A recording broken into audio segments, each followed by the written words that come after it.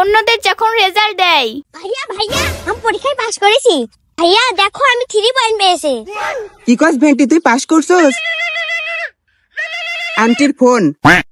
হ্যাঁ আন্টি, ভেন্টি তো পাস করছে, 3 পয়েন্ট পাইছে। আচ্ছা এই খবরটা সবাই জানাইতে হইবে, এখন রাখি। হ্যালো বন্ধু, তোর বোনের রেজাল্টের কি খবর? কি ফেল করছে?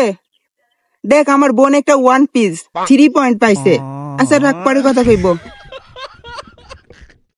বোন তুই যা, একটু বিশ্রাম নে, আজকে রাতে তোকে আমি বড় একটা গিফট কিনা দিব। আমার যখন রেজাল্ট দেয়। মা আমি পরীক্ষায় পাশ করছি।